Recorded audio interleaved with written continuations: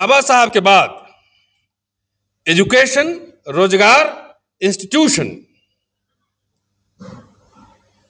किसी दलित एजेंडा पे रहा कि ये कांग्रेस के लोग कांग्रेस का नाम ले रहे हैं, क्योंकि लड़ाई कांग्रेस से थी कि तुम लोग कुछ नहीं देने वाले हैं।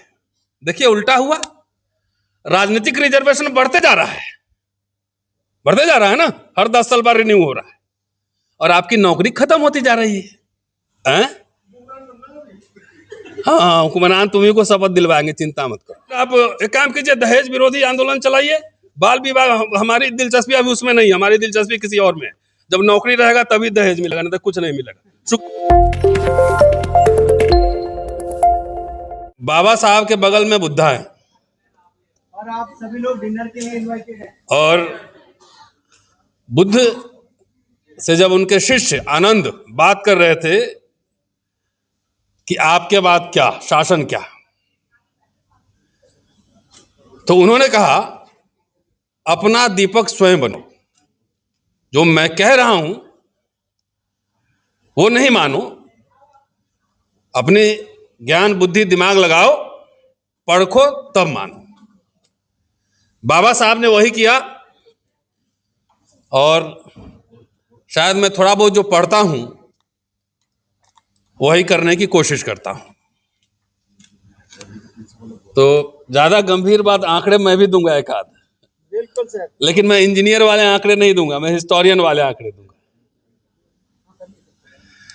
गौतम साहब ने और संजय जी ने, देखिए एक बात की बधाई मैं संजय जी को और बनाई को देना चाहता हूं, सुनारे साहब बैठे हुए हैं, सुनारे जी, कि ये एडवोकेसी का काम कर रहे हैं।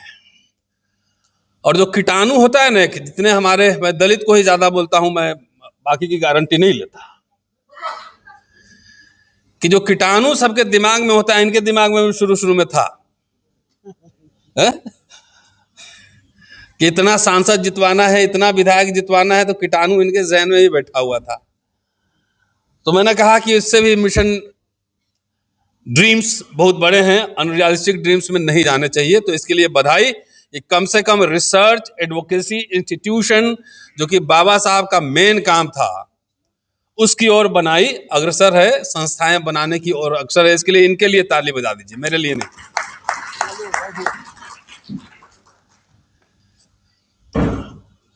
गौतम साहब जब बोल रहे थे तब मैं आया था, थोड़ा आंख अभी धुंधला धुंधला दिख रहा है, दवा डाला गया था इसलिए अभी लेट हो गया। सीधे हॉस्पिटल से ही आया था, तो खाना भी आज ज्यादा खा लिया, इसलिए तारीफ करना भी जरूरी है। तो गौतम साहब ने जो बात कही थी बहुत शानदार थी, और संजय जी जो बात कह रहे थे एकदम शानदार है। ये सिम्टम है, सिम्टम कि ये नहीं हो रहा है, वो नहीं हो रहा है, ये सब हो रहा है, वो हो रहा है, सिम्टम। तो सिम्टम है, तो इसकी वजह क्या है, और वजह में किसी की अकाउंटेबिलिटी फिक्स की जाएगी या नहीं की जाएगी, ये फंडामेंटल क्वेश्चन है। जैसे कहते हैं ना कि बिल्ली को अगर दही की रखवाली दे दो और सोचो कि दही बचे रह जाएगी, तो ये बिल्ली का कसूर नहीं है, ये आपका कसूर है। इसी तरह भी कुछ सरकारी लोग भी आएंगे आजकल के प्रोग्राम में, कल आएंगे। चलिए कल मैं नहीं हूं, कल सुबह मुझे 5 बजे जयपुर के लिए निकलना है। तो वही हाल अभी है। जो क्रोनल कैपिटलिज्म है, जो राइट विंगर गवर्नमेंट है, भाजपा संघ की सरकार, उससे आप उम्मीद कर रहे हैं कि वो आपके स्कूल, कॉलेज, यूनिवर्सिटी को बेहतर बना के देंगे, स्कॉलरशिप देंगे, इंजीनियरिंग कॉलेज बनाएंगे, सस्ता इंजीनियर डॉक्टर बनाएंगे। उनसे अगर उम्मीद कर रहे हैं तो मैं समझता हूं कि उनकी गलती नहीं है, क्योंकि जो इनका इतिहास जानता है, जो पढ़ता समझता है, वो जानता है कि इनका सोर्स ऑफ इंस्पिरेशन क्या है। इनका सोर्स ऑफ इंस्पिरेशन जो है वो मनुस्मृति और संविधान नहीं है। ये फंडामेंटल बात कही। मैं कई बार कहता हूं कि अगर भेड़ों का नेता शेर हो जाए तब भी शेर कुछ नहीं कर पाएगा, और शेरों का नेता भेड़ हो जाए तब भी कुछ नहीं कर पाएगा। मेरी बात समझ रहे हैं? तो इतने सारे लोग हैं, नेता आएंगे, भाषण देंगे, गुणगान करेंगे, सब कुछ होता रहेगा। और जब मैं आपके बीच बात कर रहा हूं तो मैं primarily as activist and academician बात कर रहा हूं, नॉट एज ए लीडर। कोई मैं एमएलए एमपी की तरह बात नहीं कर रहा हूं। तो जो बोलूंगा दो टूक बोलूंगा। क्या ये जो घटनाक्रम हुई है इधर, इसके लिए हम कितना जिम्मेदार हैं, पहले अपनी अकाउंटेबिलिटी फिक्स करिए। बाबा साहब का मिशन स्टेटमेंट क्या था? जाति का विनाश, हम अल्पसंख्यक हैं, हमें सुरक्षा चाहिए, शिक्षा और रोजगार हमारे जीवन मरण के लिए, हमारे समाज के लिए जीवन मरण का प्रश्न है। यह था उनका मिशन स्टेटमेंट। आप में से एक बात बताइए मुझे, बाबा साहब के बाद एजुकेशन, रोजगार, इंस्टीट्यूशन किसी दलित एजेंडा पे रहा? तो हम अपनी जिम्मेदारी फिक्स नहीं करेंगे। हमारे एजेंडा पे क्या था? सारे लोग अभी रिटायर करेंगे, इसमें से ज्यादातर रिटायर होने वाले लोग ही होंगे, और सरकार जो अभी जॉब में होंगे कम ही होंगे, क्योंकि अभी सबकी निगाह वहां से निगाह इधर रहती है, कौन कौन अटेंड कर रहा है। और मुझे उन्होंने प्रोफेसर कहा, मैं प्रोफेसर नहीं हूं, अभी मैं एसोसिएट प्रोफेसर हूं, और मुझे इस बात का गर्व है। थैंक्स मोदी जी, अमित शाह।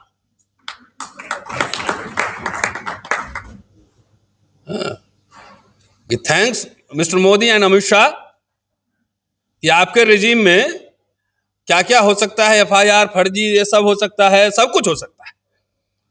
और मुझे इस बात का गर्व है कि मैं उनके सामने सीना तान के खड़ा हूं और लड़ रहा हूं, कोई छुपने की जरूरत नहीं है। तो मैं अपने बारे में नहीं बोलूंगा ज्यादा, कि मेरा क्या एक्सपीरियंस है, वो सब ठीक नहीं होगा, रिपीट हो जाएगा। सारा मीडिया जानता है। सवाल ये है, बाबा साहब भी आता हूं लौट के,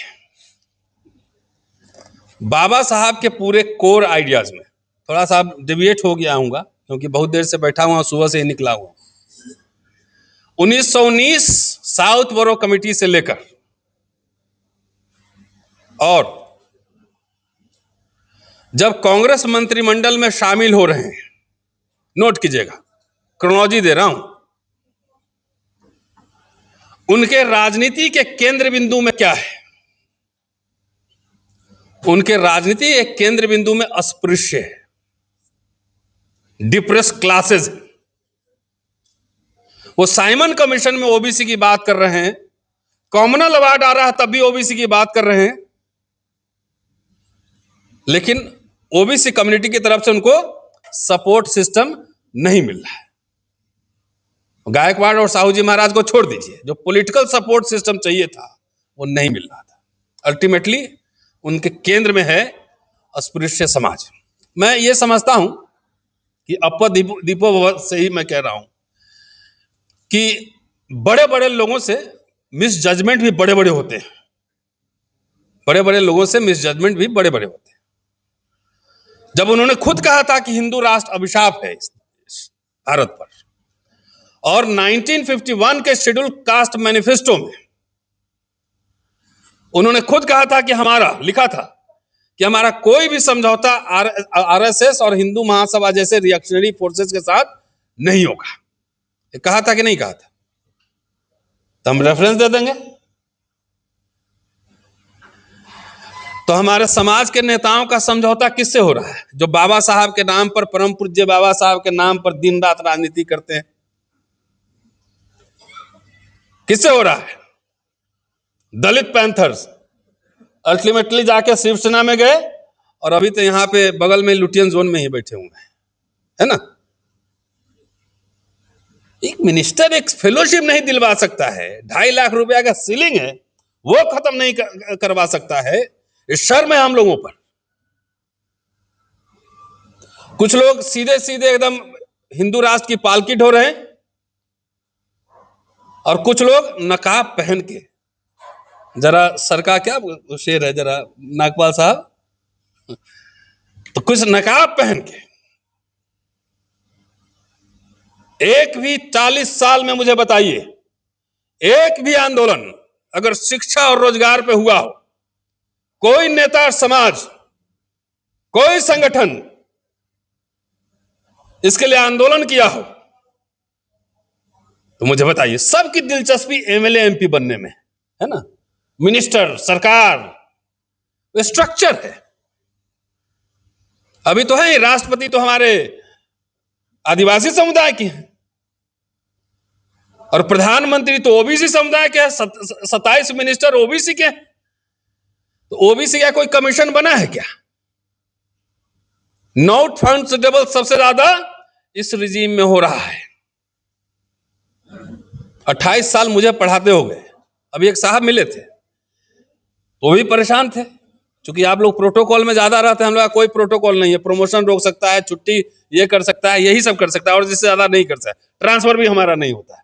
जहां जिसके छाती में बैठ गए सीधा, जो होगा देखा जाएगा। तो 14 से इधर बात कर रहे थे, बोले उधर आप भी नौकरी किए थे, हम भी किए थे। ऐसा सिचुएशन देखे थे क्या सरकारी बाबू लोगों का? डर के मारे एक एक जो है ना, अपना मोबाइल भी अगर बजता है तो उठाने में डरता है। सारे बाबू लोग को निजी स्टाफ बना लिया है, ये तथ्य है। एक आदमी कुछ नहीं बोल सकता है। तो जो नशा चढ़ा था ना, बाबा साहब से मैंने कहा कि बड़े लोगों से हिस्टोरिक मिसजजमेंट हो सकता है, ये मेरी व्यक्तिगत राय है, मैं किसी पे थोपना नहीं चाहता।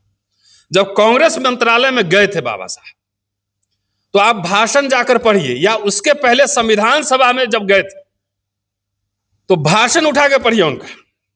मेरी नेक्स्ट बुक आ रही है, उसमें सारे आपको दस्तावेज मिलेंगे। उन्होंने कहा था कि संविधान सभा में मैं सिर्फ इस आशा से, उम्मीद से आया था कि मैं अपने अनुसूचित जाति के लोगों के हितों की रक्षा कर सकूं, इसलिए आया था। लेकिन मुझे इसका ड्राफ्टिंग कमेटी का चेयरमैन बनाया जाएगा, खुशी का अंदाजा नहीं था मेरा। उनका स्टेटमेंट है, मेरा नहीं। जब कांग्रेस मिनिस्ट्री में शामिल हुए तो लखनऊ में उनका भाषण है कि हर समय लड़ते के लिए नहीं लड़ते ना, 25 साल से मैं कांग्रेस से लड़ता रहा, लेकिन कांग्रेस मंत्रिमंडल में इसलिए शामिल हुआ कि मैं अपने समुदाय के हितों की रक्षा कर सकूं। कि हर समय लड़ते रहना अच्छी बात नहीं है, समझौते भी करने पड़ते हैं राजनीति में। ये बाबा साहब के 24-25 अप्रैल 1948 लखनऊ शेड्यूल कास्ट फेडरेशन का अधिवेशन। अब थोड़ा ब्रेक देता हूं, 51 में आता हूं, उसके बाद फिर लौटूंगा इधर। 1951 इलेक्शन, फर्स्ट लोकसभा, उनका पंजाब में लुधियाना जलंधर का भाषण उठाकर देखिए। क्योंकि उस समय कांग्रेस ही एक अकेली पार्टी थी ना, बड़ी पार्टी थी, तो लड़ाई किससे होती? जाहिर है कांग्रेस से होती। उस समय तो जनसंघ और ये सब था, कुछ पहचान भी नहीं था। और बाबा साहब को उम्मीद थी कि पिछड़े वर्ग के समुदाय के लोग हमारा साथ देंगे, लेकिन पार्टी का नाम क्या था? Schedule caste federation. पंजाब में जाके भाषण दे रहे थे बाबा साहब। आज ही मैं सुबह 4 बजे पढ़ा हूं कि ये पॉलिटिकल रिजर्वेशन 10 साल के लिए है, 10 साल के लिए है। और 10 साल के बाद जो है ना, तुम्हें कोई पूछने वाला नहीं होगा। एब्सोल्युटली एब्यूज कर रहे हैं अपने समाज को एक तरह से, कि कोई पूछने वाला नहीं होगा।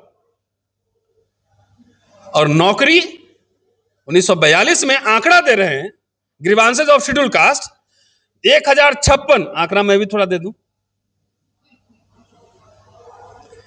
1056 आईसीएस अधिकारियों में से सिर्फ एक शेड्यूल कास्ट है, वो भी नॉमिनेटेड। 1919 में बॉम्बे प्रोविंस में एक शेड्यूल कास्ट ग्रेजुएट था, 1942 में 500 होता है। तो एक था जब 1942 में, तो 40 साल के अंदर 40 साल के अंदर 82 में 20 लाख कर्मचारी हो जाते हैं, आप जैसे साहब लोग हो जाते हैं, क्या यह कम बड़ी उपलब्धि थी? जरा सोचिए, दिमाग पर जोर दीजिए। अरे एमएलए एमपी तो दर्जन भर रहेगा, लाखों लाख नौकरियां ओएनजीसी के साथ बैठे हुए हैं। जवाहरलाल नेहरू ने बनाया था और उसमें 30,000 कर्मचारी थे, साहब ने छांट दिया 7,500। ठीक कह रहा हूं? अभी 7,500 कर्मचारी भी SC ST के होंगे और 1 लाख एवरेज अगर मिलता होगा सैलरी, तो 900 करोड़ रुपया पर ईयर इनके घर में जाता है। मजाक बात है? कभी आपको सोचवाया नहीं गया ऐसे? खाली जिसको देखो खाली राजनीति राजनीति। 99.9% लोग हमको शेड्यूल कास्ट को मिलते हैं, सब वो कीटाणु काटता रहता है माथा में ऐसे। रात में गुदगुदी वाला सपना देखता है कि अगला कैबिनेट मिनिस्टर का वो थम ही ले रहे हैं। 20 लाख बाबा साहब जो कह रहे थे 51 में, और फिर मैं आऊंगा उनके रेजिग्नेशन पे, कि ये कांग्रेस के लोग कांग्रेस का नाम ले रहे हैं क्योंकि लड़ाई कांग्रेस से थी कि तुम लोग कुछ नहीं देने वाले हैं।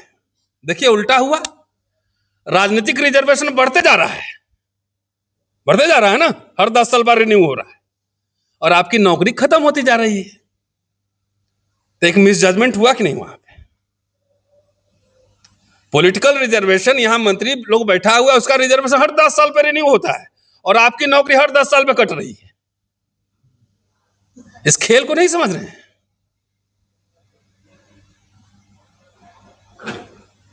जब मैंने कहा ना कि जब शेड्यूल कास्ट के हितों की रक्षा के लिए मैं यहां खड़ा हूं और कुछ बोल रहा हूं, तो सबसे पहले मेरा काम है जिस समाज में मैं पैदा हुआ हूं, जात में नहीं। अब तो जात जात की पार्टी बना के सब आप देख रहा है कि मैं सीएम बनूंगा। सबसे पहली जिम्मेदारी मेरी उस समाज के प्रति है जिस समाज में मैं पैदा हुआ हूं। यह भी बाबा साहब का ये स्टेटमेंट है। तो पूरा दुनिया का ठेका लिए चले फिर रहे हैं ना, SC ST OBC माइनॉरिटी सबको हम ठीक कर लेंगे। ये दलित सब तो अपने जात जात में बैठ के मारपीट किए हुए, मुठभेड़ कर रहा है दलित जाति आपस में, मुठभेड़ कर रहा है। नहीं कर रहा है? बताइए। चलिए आंध्र प्रदेश तेलंगाना, माल मदिग्गा, कहीं मांग महार चमार चल रहा है, कहीं चमार पासी चल रहा है, कहीं चमार वाल्मीकि चल रहा है कि नहीं चल रहा है? बाबा साहब ने जोड़ा था हजारों जातियों को, और हम लोग खाली वो पॉलिटिकल कीटाणु के चक्कर में मेरी जाति का इतना वोट है, मुझे एक टिकट दो। वो टिकट मांगने वाला बाबा साहब बोले थे, गवर्निंग कम्युनिटी बोले थे। गवर्निंग कम्युनिटी का मतलब नेता बैठा हुआ नहीं, गवर्निंग कम्युनिटी का मतलब people like you, the intelligentsia, the intellectuals, the professionals. अब AI पे बोले थे साहब, यहां बैठे हुए हैं, अपने मंत्री से जाके पूछिए AI के बारे में, उसको कुछ नहीं पता होगा। तो बाबा साहब इनकी बात कर रहे थे, इसलिए उन्होंने कहा था कि शिक्षा और रोजगार हमारे समाज के लिए जीवन मरण का प्रश्न है। मैं समझता हूं, मेरी समझ अब बन रही है कि बाबा साहब अगर कांग्रेस में ही कंटिन्यू कर गए रहते ना जवाहरलाल नेहरू के साथ, तो दलित समाज के लिए और भला कर जाते। और इसका एग्जाम्पल मैं दे सकता हूं। भाई नेहरू भी सोशलिस्ट थे ना, RSS नहीं थे ना। नेहरू RSS नहीं थे, he was modern educated man, western democratic socialist value के साथ आए थे यहां पे। उनको देश चलाना था, कई तरह के फोर्सेस के साथ अलायंस करना था। ये अभी भी हो रहा है। हमारे लोग तो सीधा RSS से मिलकर सरकार बना रहे हैं, बीजेपी से खुलेआम। थोड़ा दिन अगर साथ रह जाते, और इसलिए कि बाबा साहब जब कह रहे थे कुछ नहीं मिलेगा 51 में, तो बाबा साहब का तो 56 में परिनिर्वाण हो गया। तो फिर इस सरकारी संस्था बनाने की क्या जरूरत थी? School college freeship. Sunare साहब कितना फीस दिए थे इंजीनियरिंग कॉलेज में? कितना फीस दिए थे सुनारे साहब? नहीं, कितना फीस था? इंजीनियर आप लोग बैठे हो, कितना फीस देके पढ़े? 3,500 था। आज पूछिए तो इससे सवाल नेताओं से, अपने आप से, अपने समाज से पूछिए कि हम फ्री में पढ़ा। भाई दिल्ली यूनिवर्सिटी में 400 रुपया फीस में पढ़ा हूं मैं। अब फेलोशिप कितना मिलता था? नहीं, सांपनाथ है तो नागनाथ है, तो ये है तो वो यही है। क्या दलित समाज अपने ताकत के बल पर मैं चुनौती देता हूं, पूरे भारत में 5 MP जितवा सकता है? तो अनरियलिस्टिक ड्रीम्स काहे देख रहे हो?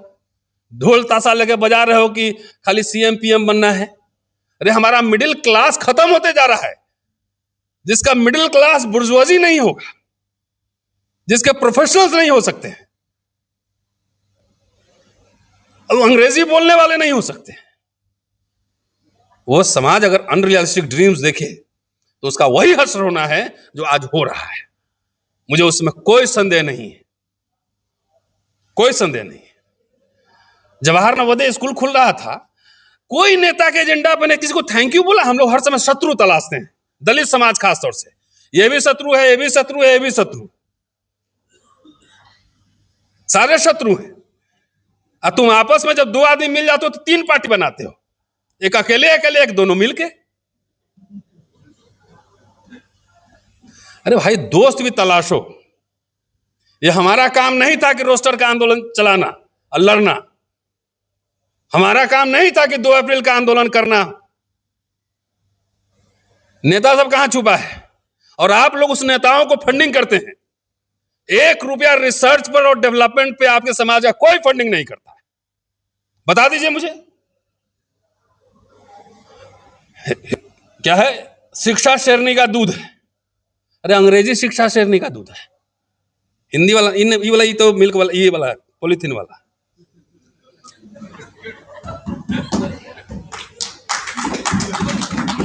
और जो इतिहास नहीं जानता वो जो है क्या होता है? गुलाम होता है। कहां इतिहास की किताब है? निकालिए।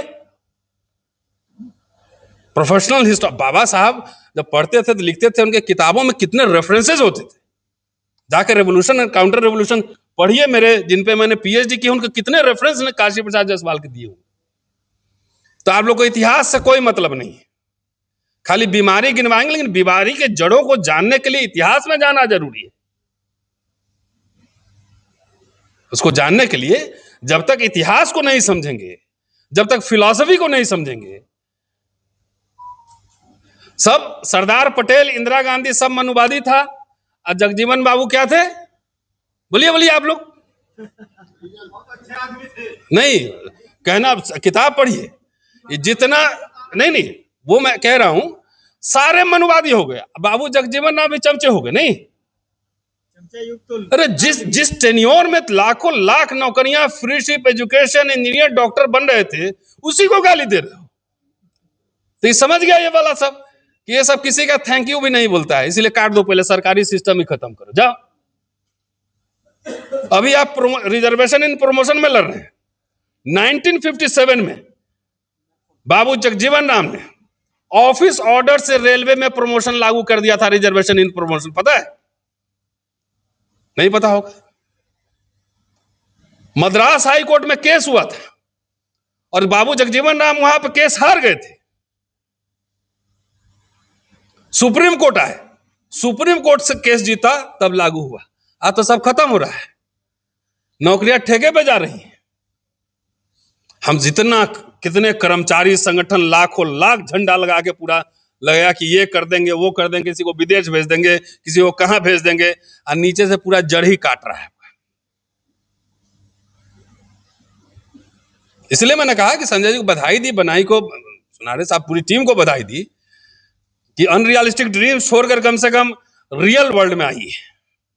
एक बच्चा को विदेश भेजना होता है ना, हम लोग क्राउड फंडिंग करते हैं ना, सांस निकल जाती है। आप लोग गुदगुदी देने वाला भाषण होगा ना, खूब अच्छा लगे कि कोई बोल देगा कि मौलाना साहब अब जा रहे हैं पाकिस्तान, तो उसकी हवेली आप ही को मिलने वाली है, तो रात में गुदगुदी लगता है, एकदम लगता है हवेली में सोए हुए। कोई समझा देगा कि ब्राह्मण विदेश चला जाएगा तो पूरा मठ मंदिर आप ही को मिलने वाला है, तो उस समय गुदगुदी लगता है ना, रात में इतनी गुदगुदी लगता है एकदम। ठीक है, देखिए ऐसा है, खुजली में बदलने वाला है। 2 तरह के स्ट्रैटेजी होते हैं, एक शॉर्ट टर्म, एक लॉन्ग टर्म। लॉन्ग टर्म बाद में देखेंगे, पहले शॉर्ट टर्म क्या है वो तय कर लें। हैं? हाँ, हुक्मरान तुम्ही को शपथ दिलवाएंगे, चिंता मत करो। आपकी बार आपकी बाबा साहब ने इंडिपेंडेंट लेबर पार्टी बनाई, लाल झंडा। शेड्यूल कास्ट फेडरेशन बनाया, ब्लू झंडा। चुनाव चिन्ह क्या? हाथी। और सबके मैनिफेस्टो निकाले। हमारे लोग क्या कह रहे हैं? अब किसी से बात नहीं करेंगे, मैनिफेस्टो नहीं निकालेंगे, कम्युनिकेशन डायलॉग नहीं होगा।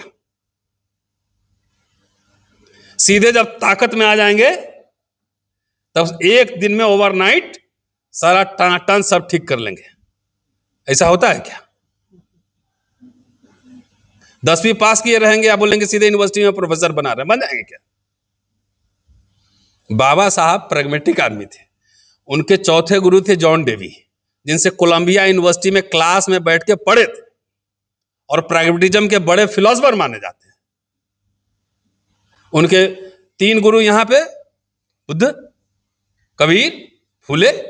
इंस्पिरेशन यहां से लिया, लेकिन असली क्लासरूम में जॉन डेवी के क्लासरूम में बैठे, जहां से उन्होंने पूरा कैपिटलिज्म, मार्क्सिज्म, सोशलिज्म, प्रैग्मेटिज्म सब सीखा।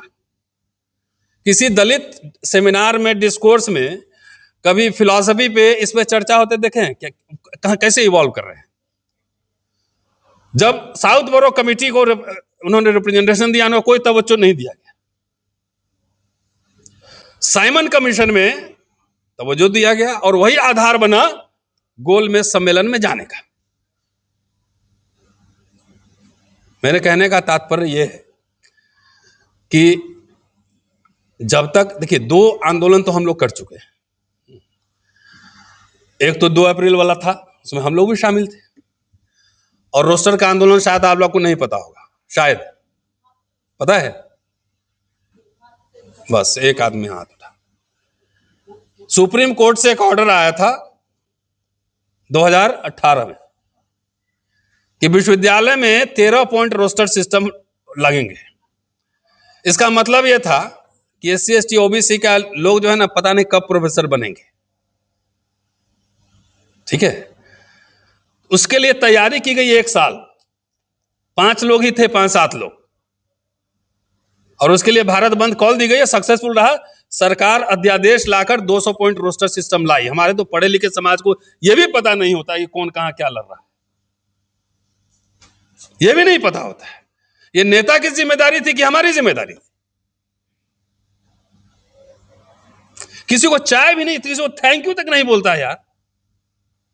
यस भाई, mister Indira Gandhi ji, you did for us. Bank को नेशनलाइज कर दिया तो हमें नौकरियां मिली हैं। पेट्रोल पंप और गैस एजेंसी में भी नौकरियां दी हैं, थैंक यू।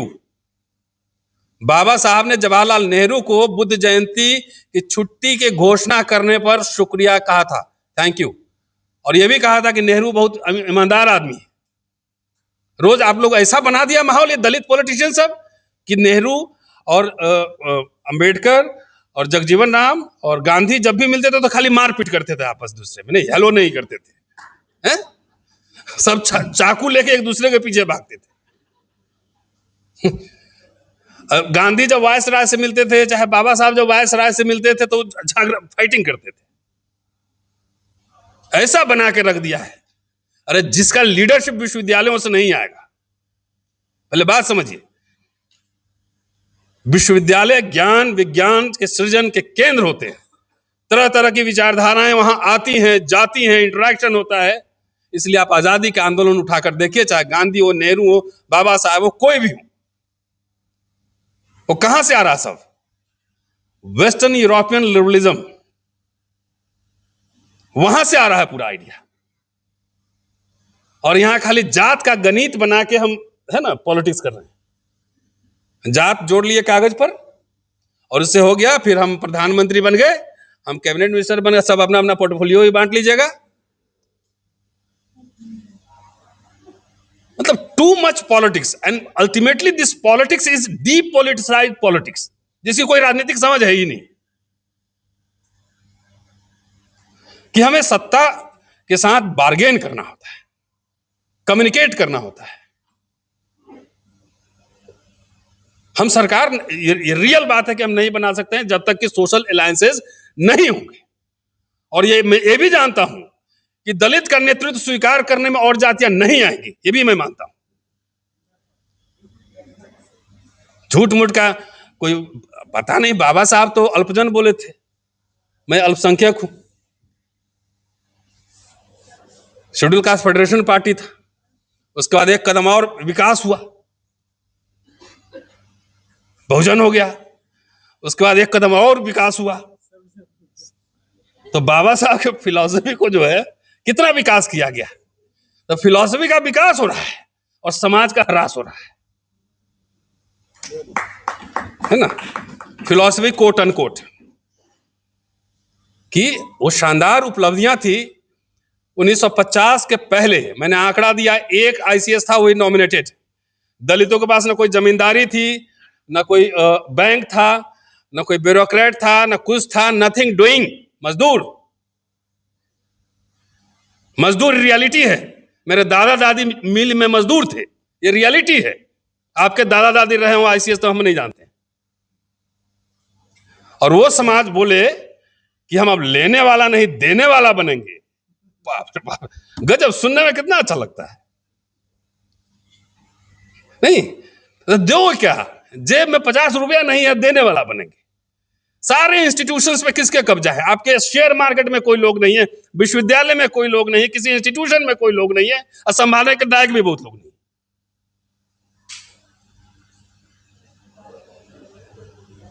क्योंकि उसके लिए एक स्कॉलरशिप की दुनिया में, एक रिसर्च की दुनिया में, एक्सपर्टीज की दुनिया में 2-2 प्रोफेसर बैठे हुए हैं। 20-20 साल तैयारी करनी होती है। 20 साल जब वकालत करेंगे तब एक अच्छे लॉयर बनेंगे। एक अच्छा लीडर बनाने के लिए 20-25 साल पहले उसको तपना पड़ता है। कहानियां पढ़ते होंगे, राजा महाराजा अपने बेटा को 12 साल जंगल में भेजते थे, तो भजन करने के लिए थोड़े भेजते थे। हम लोग तो हैं भाई, मैं गुड, टाई सूट हो गया, अब बेटा 22 साल में आईएएस बन जाए, इंजीनियर डॉक्टर बन जाए, उसका भी टाई सूट हो गया, ऑल वेल है। अरे एक बच्चा को स्कॉलर रिसर्चर बनाने के लिए, यहां देखा सूरज अंगड़े का नाम लिखा हुआ है, आएगा कल शायद, 15-20 साल से लगा होगा, तब उसको लोग जान रहे हैं। तो वो प्रोफेशनल इकोनॉमिस्ट, हमने ड्रीम्स इतने छोटे पाले हैं कि अमर्त्य सेन हमारे समाज में नहीं हो सकता, आइंस्टाइन हमारे समाज में नहीं हो सकता है। और कौन पैदा करेगा? जो हैव नॉट है वो नहीं करेगा। वी द पीपल, हमारे जैसे लोग जिनके पास कुछ संसाधन है, वही मूवमेंट चला सकता है, वही स्कॉलरशिप की दुनिया में जा सकता है, वही सब कुछ कर सकता है। तो जब फ्रीशिप मिल रहा था, अब ये बैठे हुए सब लोग लड़ रहे हैं इसलिए ना कि खाने पीने का इंतजाम हो गया है। अगर स्लेव सिस्टम नहीं होता ग्रीस में, तो एरिस्टोटल प्लेटो नहीं होता कि we have arranged our bread and butter food. तो हमको अपने बच्चे को, अब हम अभी भी लगे हुए हैं इसमें, यहाँ इतना रिजर्वेशन हो गया, उतना हो गया। अरे अब तो ग्लोबल वर्ल्ड में कंपटीशन ग्लोबल लेवल पे है, उसे फिर वर्गीकरण हो गया। तो अब जो होना है, मैंने कह दिया है कि दलित दही को अब बिल्ली के पास छोड़ दिए हैं, तो हर संस्थाएं में बिल्ली बैठी हुई है। अब ज्यादा हो गया, चलते चलते एक बात और कह देता। बोलिए कितना टाइम हो गया? अरे सर अभी चलिए अब, अरे उतना थोड़ी बोलूंगा। चलते चलते एक बात और, सबसे महत्वपूर्ण संविधान में क्या था?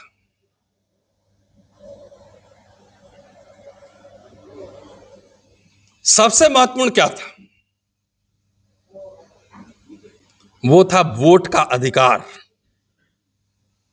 आरक्षण नहीं। भाई बाबा साहब की नाराजगी, कांग्रेस से लड़ाई थी, लेकिन तब भी कैबिनेट ने आरक्षण कहा ना कि हाँ होगा 15%, 7.5%। उसमें तो कोई शेड्यूल कास्ट के 50 लोग नहीं थे। माना, बाद में लागू भी हुआ, सारे पब्लिक सेक्टर में लागू हुए, सब जगह लागू हुए। लोग कहते हैं कि वो ये किसी की वजह से थोड़ी मिला था, बाबा साहब के संविधान की वजह से मिला था। Is it factually correct? Absolutely not. तो संविधान को लागू करने वाले लोगों की प्रवृत्ति कैसी है उस पर डिपेंड करता है ना। 25 नवंबर 1949 के भाषण में बाबा साहब ने खुद ही कहा था कि कोई संविधान अच्छा या बुरा नहीं होता, लागू करने वाले लोग कैसे हैं इस पर डिपेंड करता है कि संविधान अच्छा होगा या बुरा होगा। तो संविधान की वजह से लागू होगा तो एक बात इनसे पूछो पलट के कि संविधान तो अभी भी है, तब खत्म क्यों हो रहा है? संविधान तो अभी भी है ना, मोदी जी भी संविधान माथा में लगाते इसे, तब खत्म क्यों है? फेलोशिप खत्म क्यों हो गया? स्टाइपेंड खत्म क्यों होगा?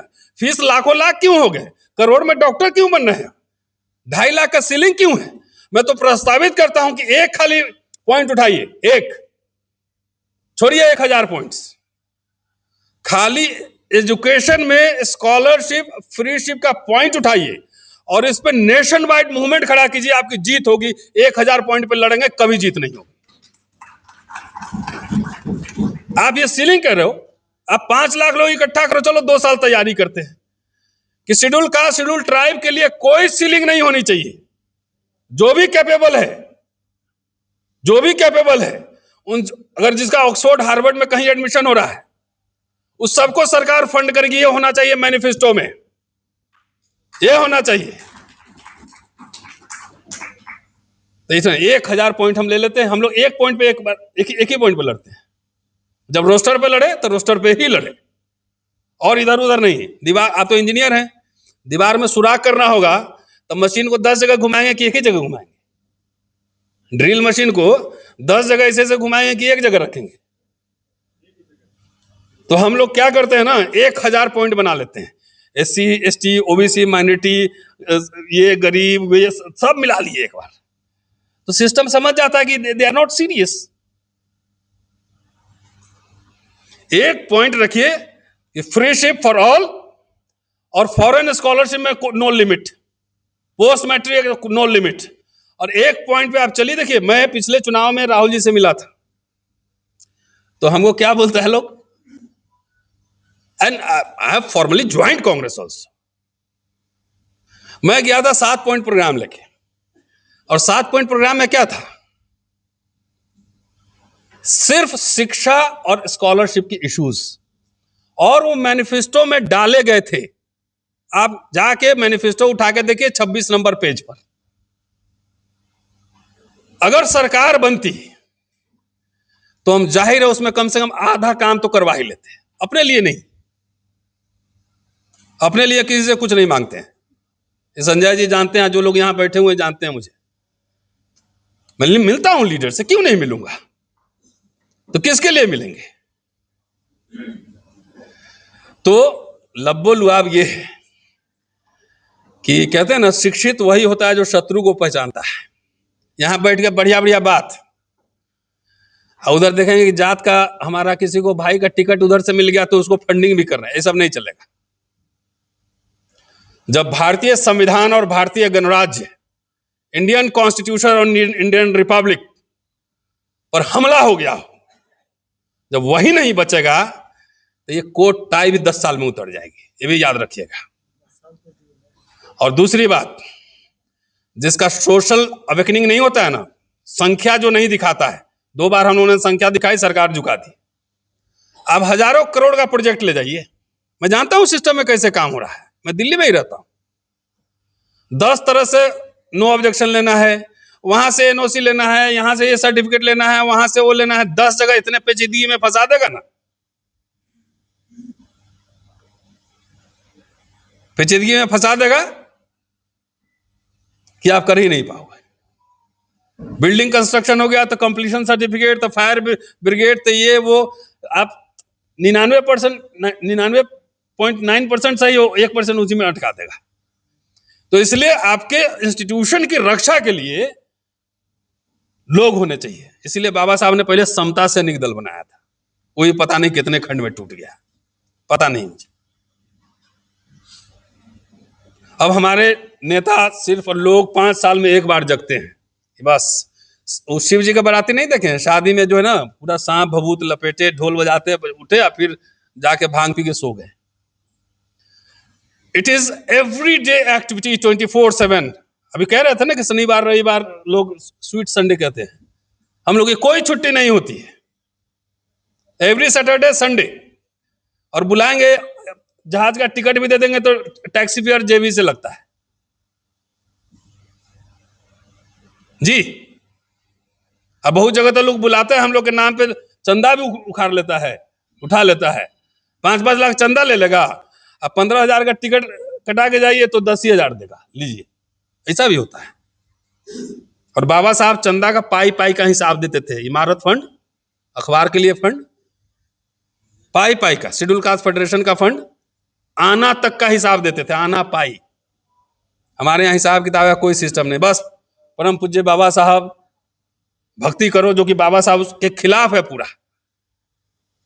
उन्होंने भक्ति की बात कभी नहीं की थी, बुद्ध से सीखे थे ना, अपदीपो भवा। तो इसीलिए अपना, जैसे अब मेरी समझ बन रही 70 साल बाद कि जो राइज हो रहा था उस समय जनसंघ, आरएसएस का तमाम ये सब, अगर बाबा साहब, जैसे मैं क्यों कह रहा हूं ये बात, जो उन्होंने रेजिग्नेशन दिया है, कोई आदमी पढ़ लीजिएगा जाकर, जिंदगी भर शेड्यूल कास्ट के लिए लड़े, स्पेशली पर्टिकुलरली कह रहा हूं, कॉन्स्टिट्यूशन में सबके लिए प्रोविजन किया, लेकिन उनका फोकस पॉइंट क्या था, शेड्यूल कास्ट। लेकिन जब कांग्रेस मिनिस्ट्री से रेजिग्नेशन दिए तो उसमें शेड्यूल कास्ट का मुद्दा नहीं है। इंटरेस्टिंग है। अगर थोड़ा दिन और कंटिन्यू करते 10 साल, तो मुझे लगता है कि ये दलितों की स्थिति और वो बेहतर कर देते। और पूना पैक्ट 10 साल उन्होंने सेलिब्रेट किया था, आपको ये भी बता दूं, 1946 में जाके फिर पूना सत्याग्रह किए थे जब वो चुनाव हार गए थे, लेकिन 10 साल सेलिब्रेट किया था। और जो लोग गाली देते हैं गांधी को और इसको, आजकल जो व्यवस्था है ना, आजकल बाबा लोग जो है ना, बाबा लोग, ये भी बहुत पटर पटर कर रहा है ना। अपने जाके पुरखा मदन मोहन मालवीय से पूछे कि पूना पैक्ट में जब साइन किए थे तो क्या लिखे थे, पढ़े जाके पहले ये बाबा साहब। और जो दलित लोग, अभी उसको सावरकर गोलवलकर नहीं देखता है, उसको गांधी ही दिखता है, नेहरू ही दिखता है। अभी आरएसएस संघ भाजपा नहीं दिखता, अभी भी उसको कांग्रेस ही दिखता है। यहां सब एक निगला जा रहा, थोड़ा बहुत मिला था वो भी खत्म हो रहा है, ये डिफरेंशिएट नहीं कर पा रहे। इससे बड़ी त्रासदी क्या हो सकती है, क्या हो सकती है? कुछ नहीं हो सकती है। अगर भाई कम पैसे में हम लोग दिल्ली यूनिवर्सिटी में पढ़े हैं, पढ़ा रहे हैं, लड़ रहे हैं, और अपनी लड़ाई नहीं लड़ रहे, अपना बहुत नुकसान करके लड़ रहे हैं। आपको ये भी बता दूं, कल ही कोर्ट में केस लगा हुआ था, मेरा वीजा रिजेक्ट हुआ, उस पर नोटिस गया गवर्नमेंट को, तो इसका खर्चा थोड़ी समाज देता है, अपने कॉस्ट पे लड़ रहे हैं, क्योंकि बाबा साहब के हम बिगड़े चले हैं। और जो दिन रात परम पूज्य बाबा साहब, परम पूज्य बाबा साहब कहता है, बाबा साहब के नाम पर माल लेके छुपा के रख लेता है। ये है रियलिटी। कि थोड़ा सा कंटिन्यू हो जाते तो बेहतर होता। क्योंकि मुझे बाद में रिसर्च कर रहा था, मैं सोच रहा था कि जब रेजिग्नेशन दे रहे हैं तो 4-5 मुद्दे हैं। एक तो हिंदू कोड बिल है, एक जम्मू कश्मीर और बांग्लादेश का है, सॉरी पाकिस्तान का है, एक बांग्लादेश का सवाल है, और एक फॉरेन पॉलिसी है, और ओबीसी का मसला है, ओबीसी का मसला है। वही तिब्बत, मतलब वही वाला इशू है। लेकिन उसमें शेड्यूल कास्ट का मसला जो है एब्सेंट है। तो जिस चीज पे बाबा साहब जिंदगी भर लड़े, उस चीज पे थोड़ा दबे रह जाते हैं ना। वैसे नेहरू कंसेशन देता, वो वायसराय से भी बाबा साहब कंसेशन लिए, कुछ बच्चों को लंदन भेजे पढ़ने के लिए, सुनिश्चित करवाए कांग्रेस मंत्रिमंडल में कि SC/ST का राइट सुनिश्चित हो।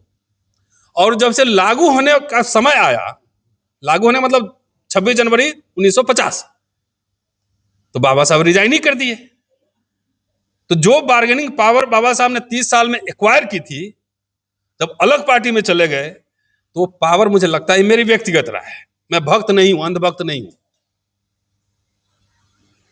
और उसके बाद शेड्यूल कास्ट फेडरेशन पार्टी में उसी समय फूट पड़ गई, उसी समय फूट पड़ गई।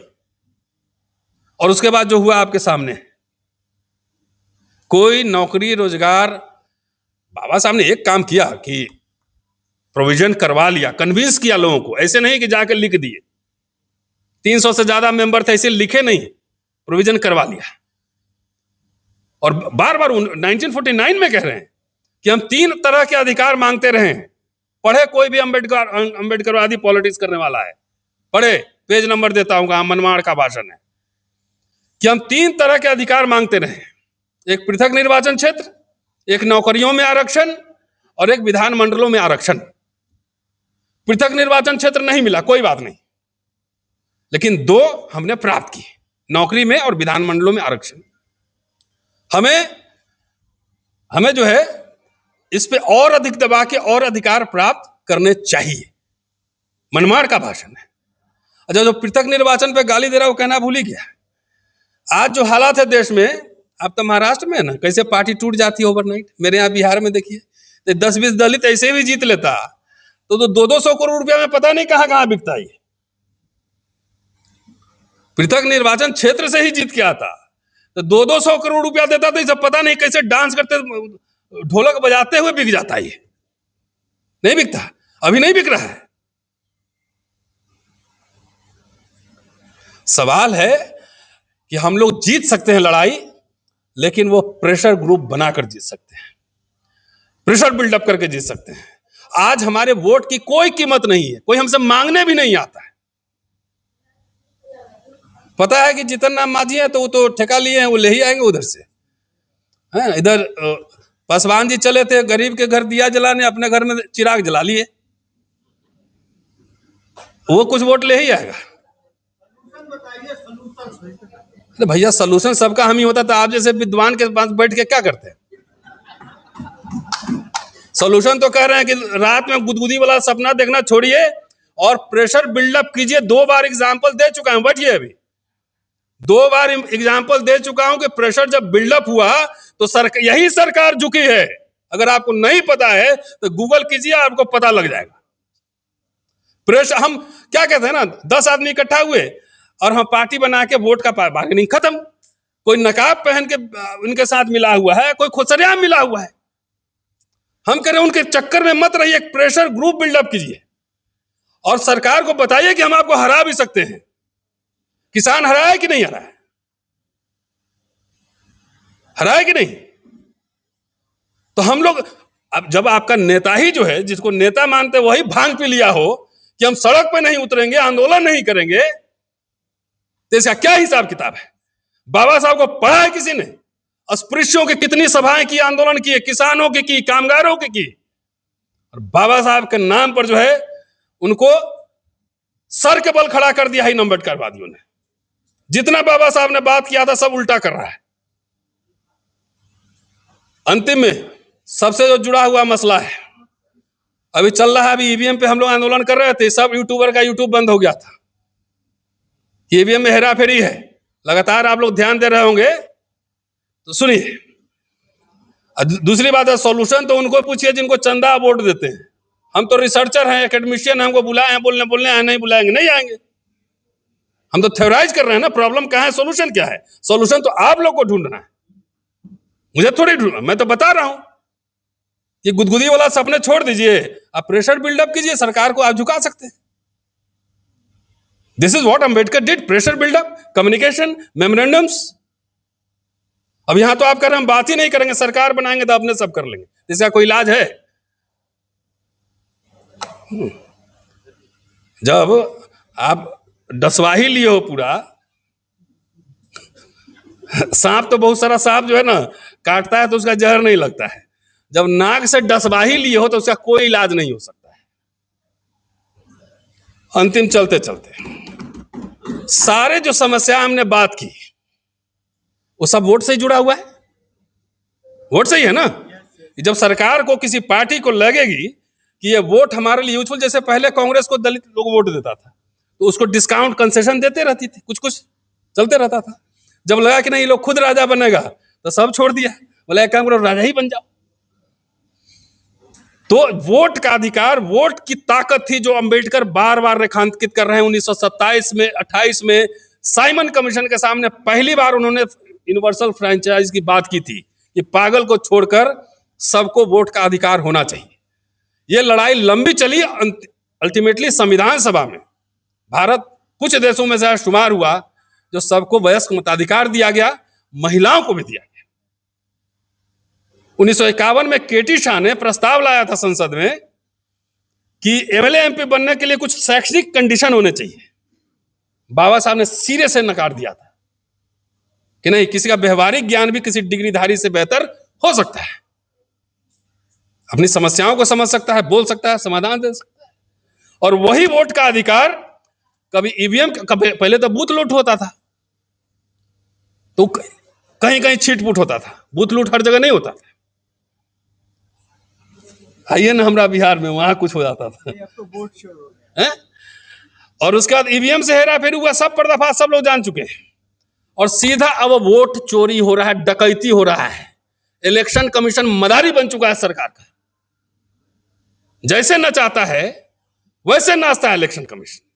सवाल पूछा गया इलेक्शन कमीशन से कि मुझे आईपी एड्रेस दीजिए, मुझे ये क्या ओटीपी ट्रेस दीजिए, मुझे आप डेटा दीजिए, डिजिटल डेटा, मुझे सीसीटीवी फुटेज दीजिए। तो जवाब कौन दे रहा है? बीजेपी के नेता, सरकार के लोग, इलेक्शन कमीशन नहीं दे रहा है।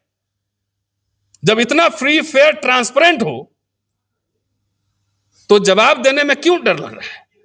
तो इसीलिए नहीं, सब जुड़ा हुआ है भाई साहब। आपके एजुकेशन का सवाल आपके ड्राइंग रूम में नहीं सॉल्व होगा। सुन लीजिए, अभी आप बैठिए, आपके एजुकेशन का सवाल और फेलोशिप का सवाल आपके ड्राइंग रूम में नहीं सॉल्व होगा। सॉल्व होगा तो कर लीजिए, यहाँ कन्वेंशन मत कीजिए, फिर ड्राइंग रूम में सॉल्व कर लीजिए, जाइए 5 स्टार होटल में बैठ के सॉल्व कर लीजिए। ये पॉलिटिकल क्वेश्चन है, पॉलिटिकल क्वेश्चन में पॉलिटिकल डिबेट्स होंगे। खत्म किया गया है, कोई ड्राइंग रूम में बैठ के खत्म किया है कि संसद से खत्म हो रहा है। पिछले 11 साल में 24 कंपनियां बेच दी गई हैं, एक भी पब्लिक सेक्टर यूनिट नहीं खुला है। इंजीनियर बनकर नौकरी कहां करेंगे? जिसको नहीं सुनना जाए यहां से। वही मैं कह रहा हूं ना, धीरे धीरे आपके राइट्स कैसे खत्म हो रहे हैं। जब आपके वोट का मतलब ही नहीं रहेगा, जब हम चोरी ही कर लेंगे, जब गड़बड़ ही कर लेंगे, तो आपके राइट्स क्यों देंगे? सवाल ये सब क्या सोशल प्रॉब्लम है?